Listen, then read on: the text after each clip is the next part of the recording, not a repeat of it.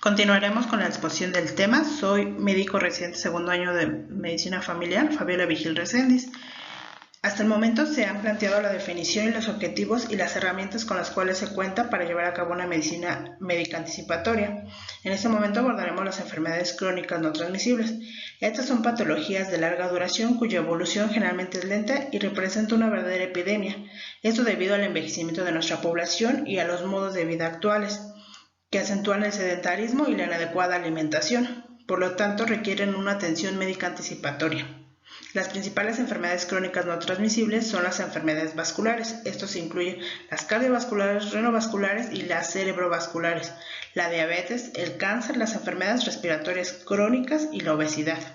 Todas estas enfermedades comparten los mismos factores de riesgo, es decir, el tabaquismo, la alimentación inadecuada, la falta de actividad física. La actividad de prevención primaria más importante es la educación para la salud, ya que nos va a permitir contrarrestar los riesgos asociados a las enfermedades crónicas no transmisibles, las cuales se caracterizan por un estilo de vida poco saludable.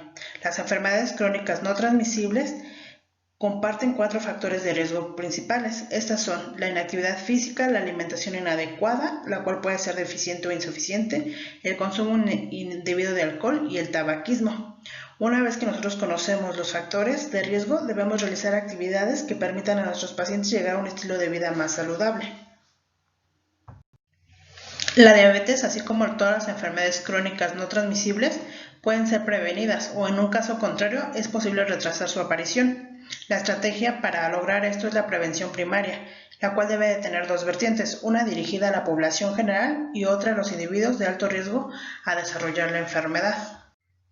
La prevención de diabetes en la población general hace uso de los factores protectores como son el control de peso, la actividad física adecuada y una alimentación saludable, con el fin de prevenir y controlar la enfermedad. Nosotros como médicos familiares debemos de advertirle a la población acerca de los riesgos de la obesidad y el exceso de peso y ofrecerles orientación de acuerdo a los programas integrados a la salud ya abordados en temas anteriores.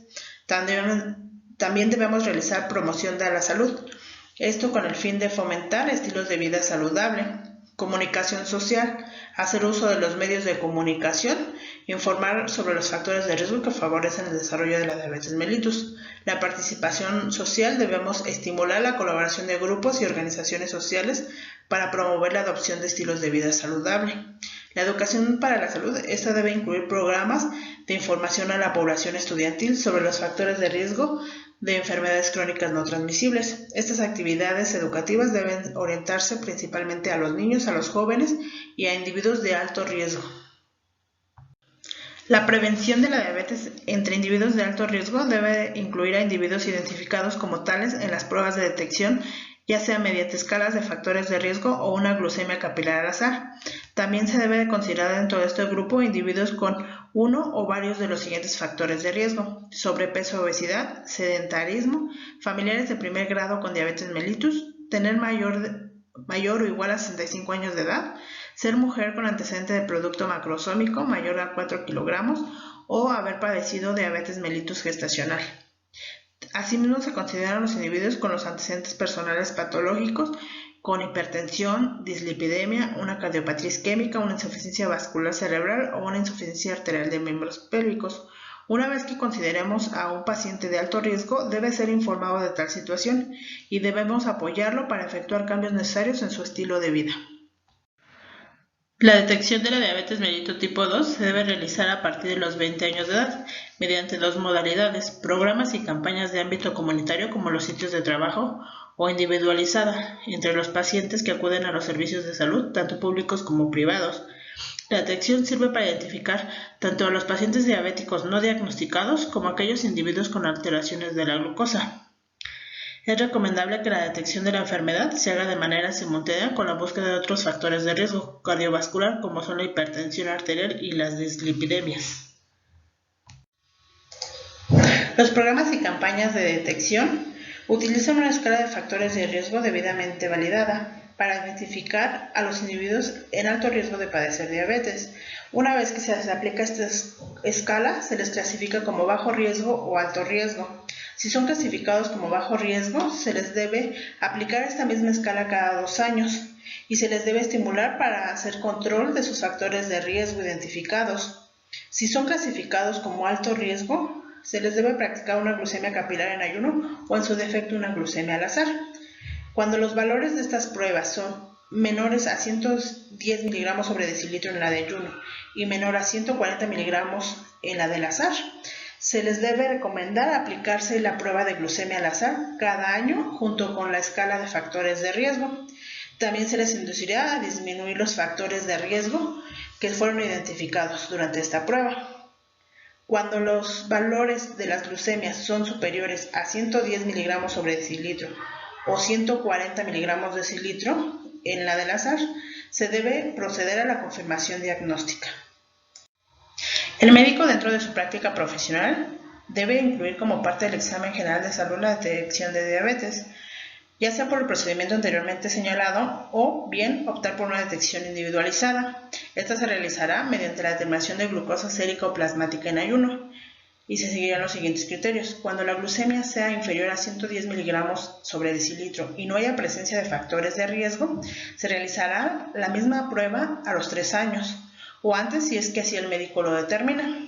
Cuando la glucemia es mayor o igual a 110 miligramos sobre decilitro, se procederá a la confirmación diagnóstica.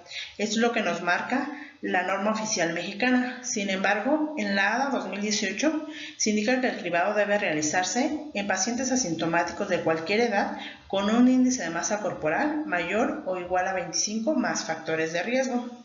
Cuando no se tienen factores de riesgo, el cribado se iniciará a los 45 años de edad. Si el test es normal, se debe repetir al menos cada 3 años. Y cuando se detecte o se determine que el paciente es prediabético, se debe valorar si fuera necesario otros factores de riesgo cardiovascular. Los criterios diagnósticos de diabetes mellitus tipo 2, de acuerdo a la ADA 2018, son los siguientes. Una hemoglobina glucosilada mayor o igual a 6.5%, una glucemia plasmática en ayunas mayor o igual a 126 miligramos sobre decilitro, una glucemia plasmática a las 2 horas del test de sobrecarga oral a la glucosa mayor o igual a 200. La glucemia plasmática mayor a 200 en pacientes con síntomas clásicos de hiperglucemia o una crisis hiperglucémica. Todas estas deben ser repetidas en 2 ocasiones, salvo cuando existan signos inequívocos de diabetes mellitus, en cuyo caso una glucemia al azar mayor o igual a 200 miligramos sobre decilitro es suficiente para llegar al diagnóstico. En el año 2019 se hizo una incorporación a la posibilidad de llegar al diagnóstico cuando existen 2 pruebas anormales en una misma muestra sanguínea. Es decir, si en una muestra le tomamos a nuestro paciente una hemoglobina glucosilada y también determinamos la glucemia basal en ayunas y las 2 están alteradas, podemos confirmar el diagnóstico con una sola toma. La prediabetes es la situación metabólica que incrementa el riesgo de diabetes mellitus tipo 2. Esto puede clasificarse como una glucosa normal en ayunas o como intolerancia a la glucosa. Se determina una glucosa normal en ayunas cuando la glucosa plasmática va de 100 a 125 miligramos sobre decilitro, o cuando se determina una glucemia a las 2 horas de la prueba de tolerancia oral a la glucosa con valores de 140 a 199 miligramos sobre decilitro, o si se cuenta con una determinación de hemoglobina glucosilada y los valores van de 5.7 a 6.4. En el año 2003, el Comité de Expertos de la ADA descendió el punto de corte para la glucemia anormal en ayunas. Esta la descendió a 100 miligramos sobre decilitro. Hay que tener en cuenta que la Organización Mundial de la Salud y la norma oficial mexicana siguen manejando o considerando este valor en 110 miligramos sobre decilitro. Si no se confirma la diabetes, el individuo debe ser apoyado por los servicios de salud para efectuar los cambios correspondientes a su estilo de vida. En los casos que se diagnostique el paciente como prediabético, se debe llevar a cabo una intervención preventiva por parte del médico y del equipo de salud. Se debe recibir tratamiento no farmacológico y en caso de que el médico lo considere, se puede determinar o establecer de manera auxiliar un tratamiento farmacológico. Cuando ya se tiene un diagnóstico de diabetes mellitus tipo 2, se debe plantear un tratamiento y un control. Esto puede ser aplicable tanto para diabetes como para cualquier enfermedad crónica no transmisible. Este tratamiento debe cumplir con ciertos propósitos. Entre ellos está aliviar los síntomas, mantener un control metabólico, el prevenir las complicaciones agudas y crónicas que se presenten durante la enfermedad, mejorar la calidad de vida del paciente y reducir la mortalidad, ya sea por la enfermedad o por las complicaciones derivadas de esta. Una vez que se concluye el diagnóstico, el médico, en colaboración con todo el equipo de salud, tiene bajo su responsabilidad plantear un plan de manejo integral para el paciente. Este debe incluir los siguientes componentes. Se deben de fijar las metas del tratamiento. Se debe proponer un tratamiento no farmacológico, en los cuales se debe incluir los cambios al estilo de vida. También se debe proponer un tratamiento farmacológico de acuerdo a la etapa de diagnóstico. La educación del paciente se debe enfatizar, en este caso, la integración a grupos de autoayuda. El automonitoreo para las modificaciones que requiere el tratamiento a lo largo de la evolución de la enfermedad. Y también la vigilancia de las complicaciones para poder prevenir. Retomaremos a continuación las detecciones a realizar por grupo etario. Recordemos que estas son medidas preventivas que deben ser parte del control periódico de cada persona adulta sana. Lo haremos en una forma de repaso a lo ya descrito en cada uno de los programas integrados de salud abordado en sesiones anteriores. Recordemos que la prevención del cáncer cervicuterino se realiza por medio de la promoción de la salud y la detección oportuna, orientadas a evitar o disminuir los factores de riesgo y a descubrir tempranamente las lesiones o alteraciones citológicas en el Papá Nicolau. La detección se realizará a partir de los 25 años de edad. Después de 2 exámenes, uno por cada año, con resultado normal, lo indicado es realizar el examen cada 3 años. Durante el embarazo, se realizará la detección a solicitud específica y por escrita del médico tratante.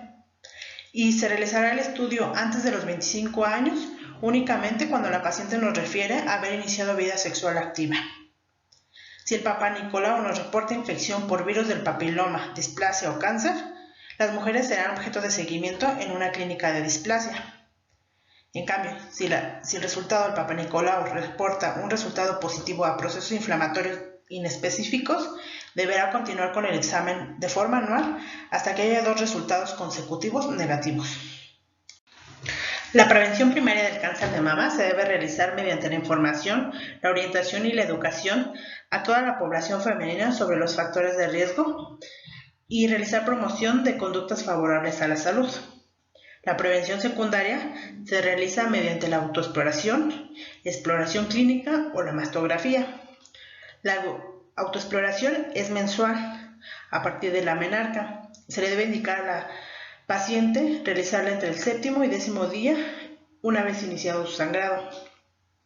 A la mujer posmenopáusica se le debe indicar realizar en un día fijo elegido por ella. El examen o exploración clínica se realiza de forma anual. Esta la debe realizar un médico o una enfermera capacitadas. Se realiza a todas las mujeres mayores de 25 años que asistan a las unidades de salud. Siempre se debe de pedir autorización y explicar el procedimiento a realizar a la paciente. La mastografía se realiza cada 2 años. En mujeres mayores de 50 años. A las mujeres con madre, hermanas o hijas con cáncer de mama se le debe solicitar la mastografía a partir de los 40 años de edad. Y a todas las mujeres que hayan tenido un familiar madre o hermana con cáncer de mama antes de los 40 años, se debe realizar un primer estudio de mastografía 10 años antes de la edad en la que se presentó el cáncer en la familia. Y posteriormente, de acuerdo a los hallazgos clínicos, el especialista va a determinar el seguimiento. La detección de diabetes mellitus se trató en diapositivas anteriores. Recordemos que la detección se realiza cada 3 años, a partir de los 20 años cuando la mujer tiene factores de riesgo como sobrepeso, obesidad o padres o hermanos con diagnóstico de diabetes mellitus. A partir de los 45 años a toda mujer sin factores de riesgo. La prevención o la detección de la hipertensión arterial debemos saber que cuenta con factores que son modificables. Esto ayuda a evitar la aparición de la enfermedad. Entre los factores modificables se encuentran el control del peso, la actividad física practicada de manera regular, la reducción de consumo de alcohol y sal, la ingesta adecuada de potasio y una alimentación equilibrada. Evitar el tabaquismo. Recordemos que el tabaquismo es uno de los factores de riesgo cardiovascular de mayor importancia. ¿Cuándo tenemos que hacer la detección? Se hace a partir de los 20 años de edad en mujeres con factores de riesgo, diabéticas, con sobrepeso u obesidad. A partir de los 30 años en mujeres sin factores de riesgo.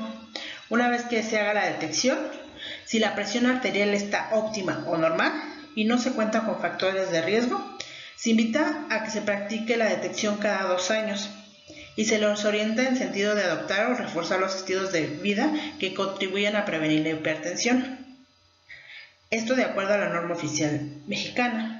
A los individuos que se detecte presión arterial normal alta, se les invita a hacer unos cambios correspondientes a los estilos de vida que llevan en ese momento, a fin de reducir la presión arterial, y se les recomienda efectuar anualmente la toma de presión arterial. Los individuos que en el momento de la detección muestren presión arterial mayor o igual a 140/90, inevitablemente deberán referir para la confirmación diagnóstica.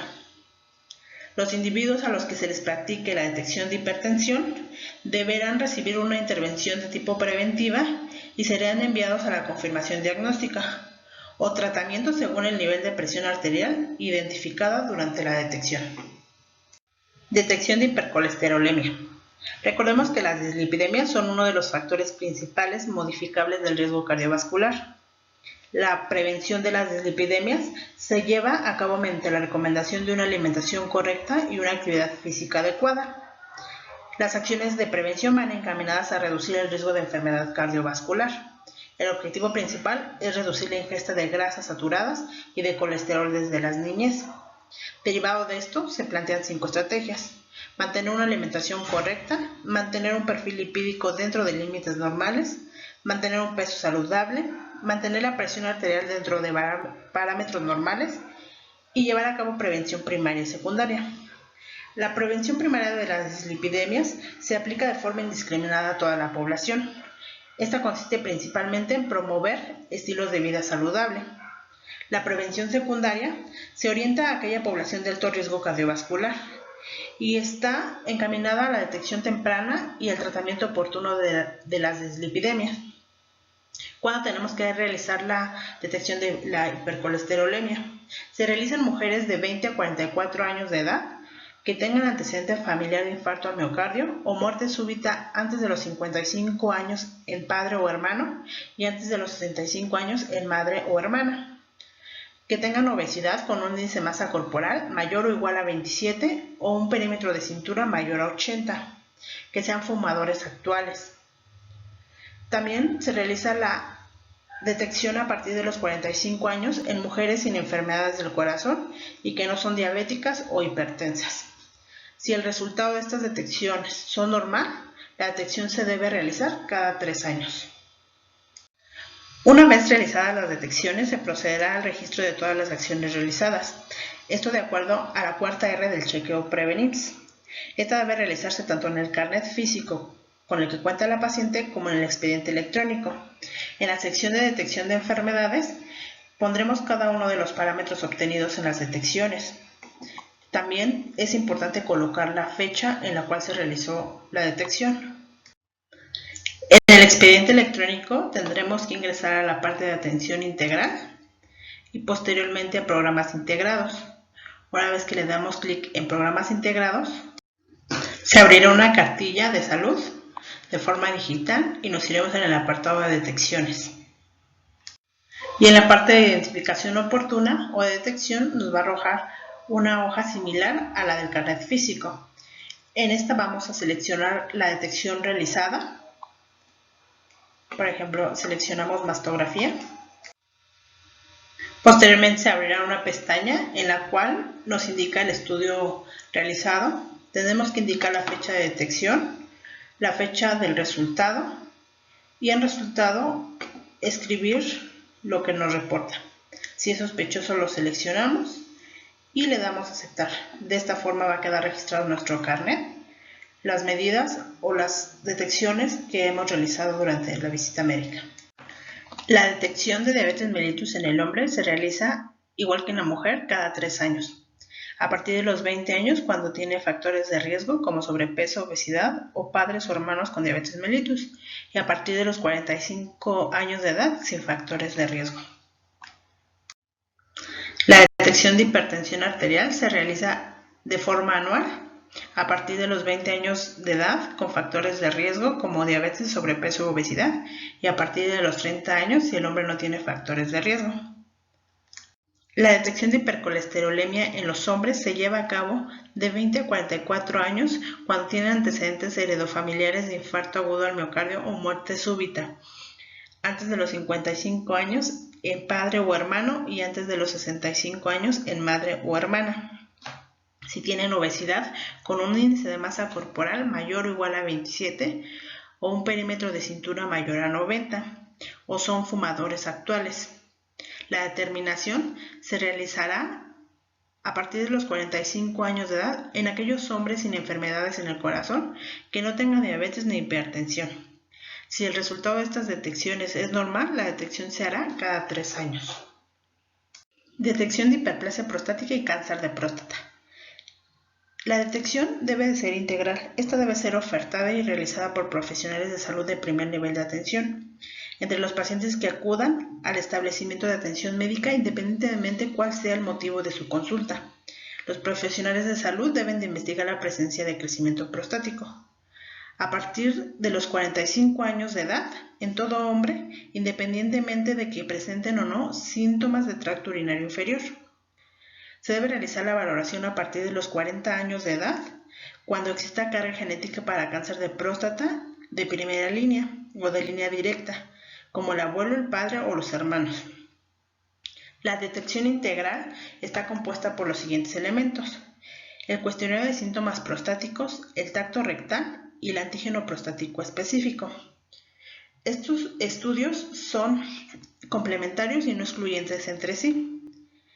Cuando aplicamos el cuestionario de síntomas prostáticos, los cuales se asocian a crecimiento prostático, realizamos una serie de preguntas, las cuales se refieren en este apartado de la diapositiva.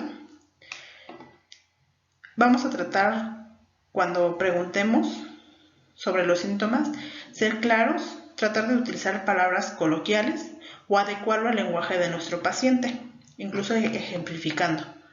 Cuando el paciente nos refiere a 2 síntomas positivos, es necesario que se haga la valoración o la referencia al médico familiar con el propósito de descartar cualquier enfermedad que afecte la próstata.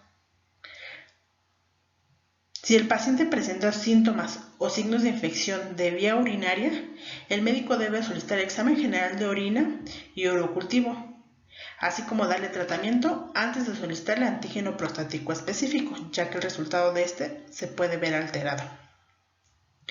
Cuando la detección integral por el cuestionario de síntomas prostáticos, el tacto rectal y el antígeno prostático específico libre o total resulte negativa, la frecuencia con la que se debe repetir esta evaluación dependerá de los niveles del antígeno prostático específico, los síntomas y la edad del paciente. Una vez realizadas las detecciones, se procederá al registro de todas las acciones realizadas en el hombre, tanto en el carnet como en el expediente electrónico, como se mencionó anteriormente. La detección de cáncer cervicouterino en mujeres mayores de 60 años se lleva a cabo de los 60 a los 65 años. Se realiza cada 3 años, cuando ya existen 2 detecciones con diferencia de 1 año entre cada una con resultado negativo. Indica la guía que se puede dejar de realizar el Papanicolau en aquellas mujeres de 65 años y más que ya cuentan con 2 resultados negativos previos. Pero es importante que, sin importar la edad de la paciente, si nunca se ha realizado una detección previa, se tiene que realizar esta independientemente de la edad. La detección de cáncer de mama a partir de los 60 años en las mujeres se lleva a cabo en el periodo de edad de 60 a 69 años de edad.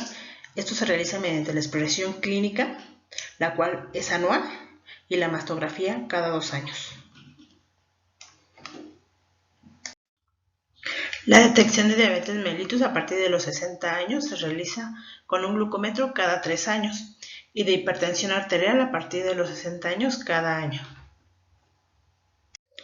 La detección de hipercolesterolemia en los adultos mayores se debe realizar de los 70 a los 74 años. En todos aquellos pacientes que son asintomáticos, que no tienen enfermedades del corazón, no son diabéticos y tampoco hipertensos. La conducta a seguir dependerá del valor obtenido. Cuando el valor es normal, se debe comunicar al derechohabiente esta información e indicarle que la detección se debe repetir cada 3 años. Cuando el resultado está por cifras limítrofes, la persona encargada de la atención preventiva debe hacer el registro de este resultado, indicarle al asegurado que se encuentra por arriba de lo normal y se le pueden dar indicaciones de una dieta baja en colesterol, de realizar actividad física 30 minutos, suspender el tabaquismo y citar en un año.